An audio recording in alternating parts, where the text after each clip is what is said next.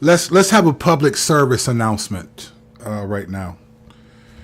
You know, on YouTube, a lot of times you say things that you've said before, sometimes because they did well for you in terms of streams and subscribers, and sometimes because you see it. So let's do a public service announcement for the people in the back. And I want to say I don't get the fascination with this. I don't understand the fascination. Let me explain what I mean. So I watched a very popular, so I was looking at Girls Gone Bible, their YouTube channel, and they had Philip Anthony Mitchell on their YouTube channel. And I know that there's been a lot of talk about this guy. Some people bang with him, some people don't. There's a lot of videos. Oh, he's this, he supports that, right? So I was watching Philip Anthony Mitchell on Girls Gone Bible.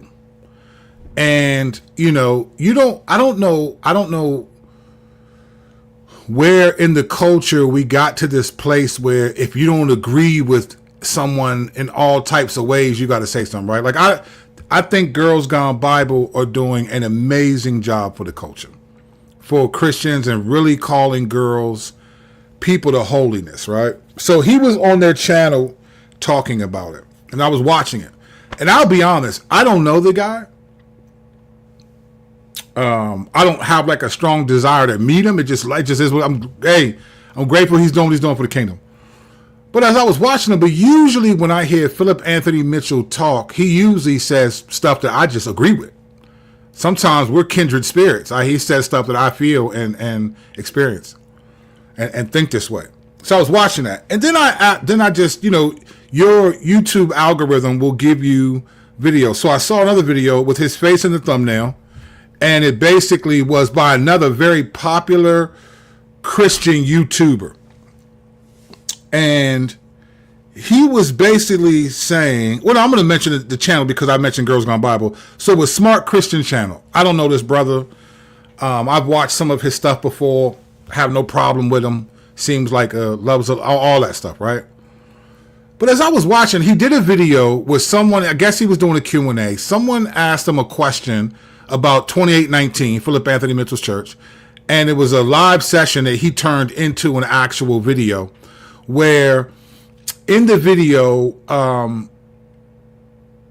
he showed, like, it was a clip. Philip Anthony Mitchell was on stage. Then his wife came on stage. She started speaking in tongues. And then it was really brief. Like, it was like she was in the moment. And then she addressed the crowd and said, who's here for, like, basically to be a soldier for the Lord? That's not what she said, but I'm paraphrasing, right? And so the Smart Christian Channel guy was like, look, there's a couple things wrong here, right? So first, he hinted at the tongues part, but he didn't really go in on that. But he went to 2819's website, and it shows in leadership, there's only Philip Anthony Mitchell and his wife, like, in leadership. And I guess, I don't know if she considers herself a pastor or whatnot, but he kind of went in on the problems with that. I watched some of the video. And I went away from that video just thinking, like,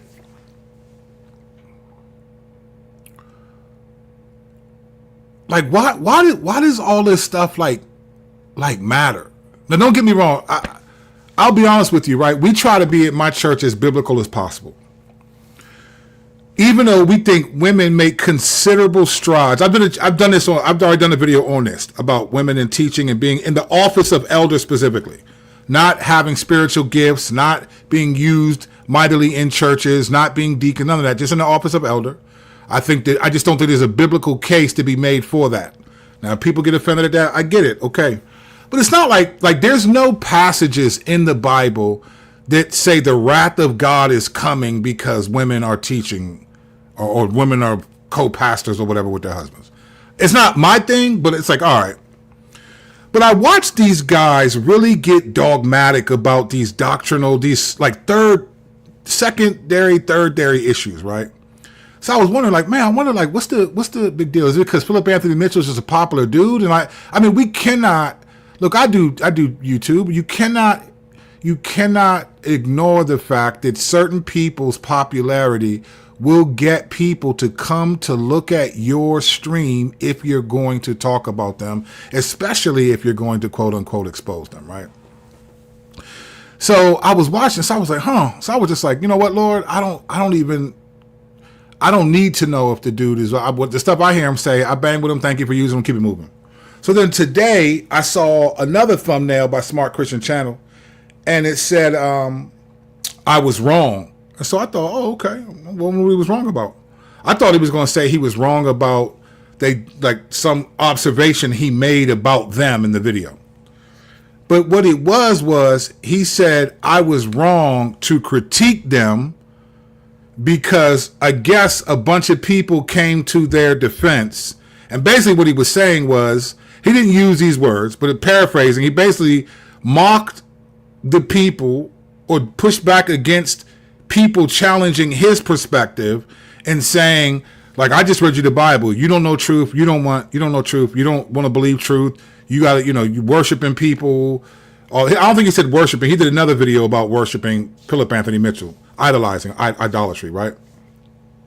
And as I was watching his video and really just him saying, he does things that I wouldn't do. The first question I had was, is Smart Christian Channel, is he an elder?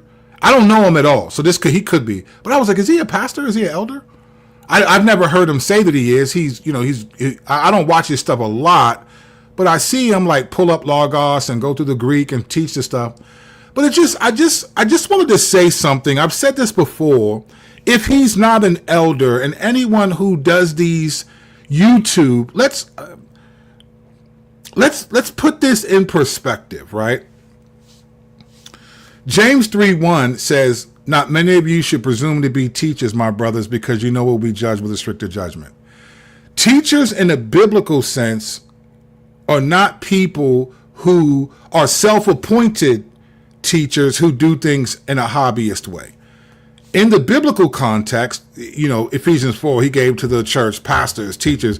There's a sense where teachers function in a formal role as those who instruct the body of Christ. So in other words, elders or some type of deacon, people who function in that particular role, James was like, be careful because we'll be judged with a stricter judgment.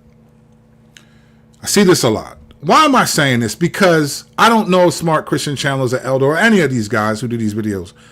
But there's almost this treating your YouTube channel like it's a pulpit and like you are responsible and somehow called by God to start a YouTube channel and preach to people the way a pastor is apparently called by God to speak in a local congregation.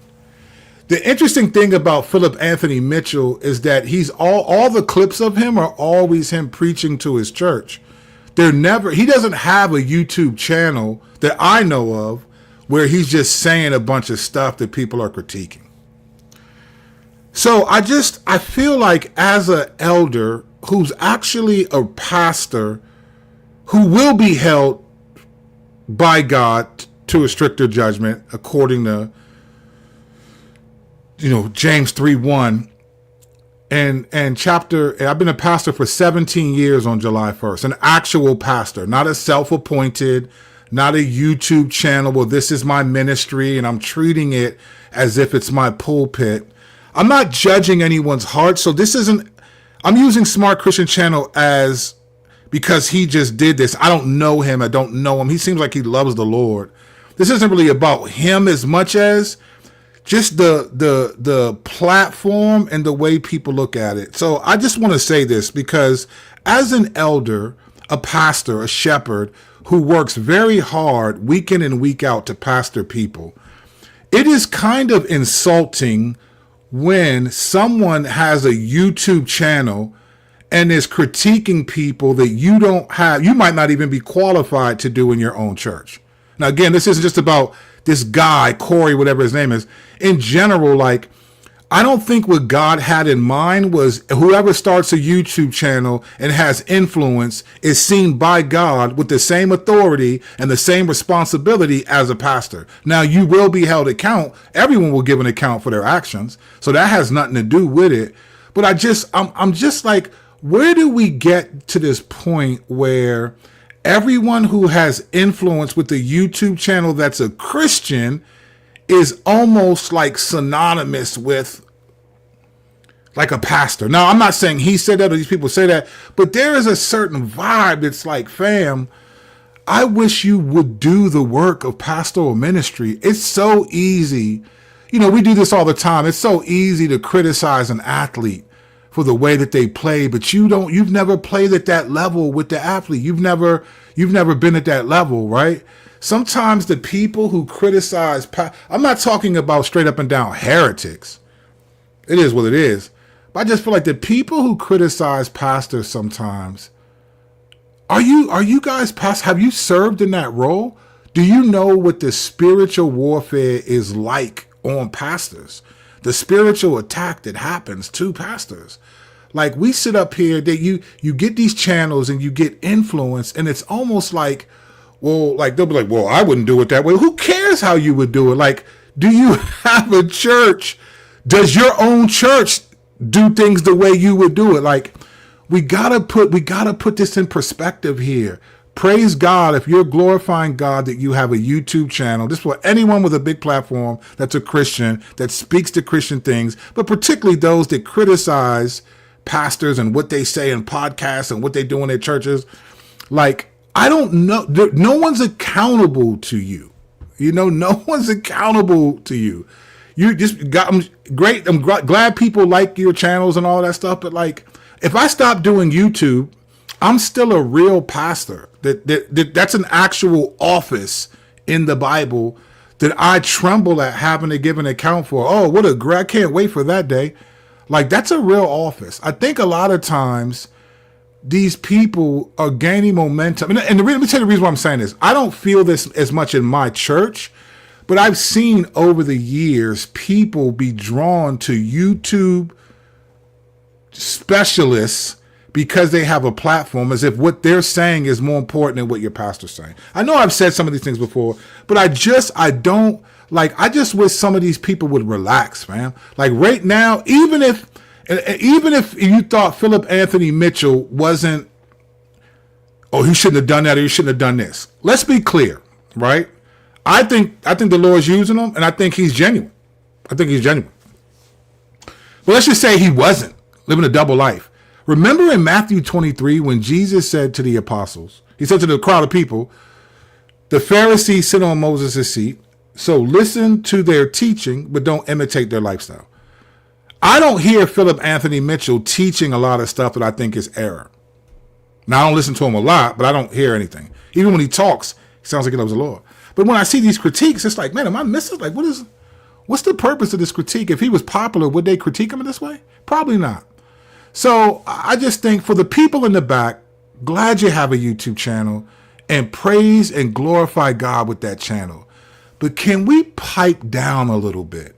Because many of you are not even serving in your church in the manner in which you're critiquing people online. I'm not even talking about being a hypocrite and God exposing your sin. I'm just saying many of you don't have any idea what it's like to be a pastor day in and day out, especially over an elongated period of time. You have no idea the stuff you go through, the hurt, that when people leave, the false accusations, the cultural dynamics of everything's church hurt when someone disagrees with you, the having to, I feel like I've pastored 7 different versions of Solid Rock Church since 2008 because the culture shifts. The emphasis is in the culture change. You have problems in your own family. You got to worry about your children.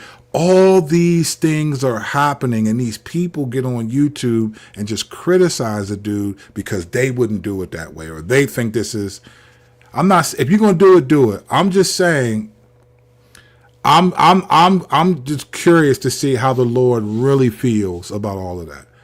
I think sometimes people act like these people, pastors, because our sermons can go online or go on there, that we're somehow accountable to everyone who hears that sermon.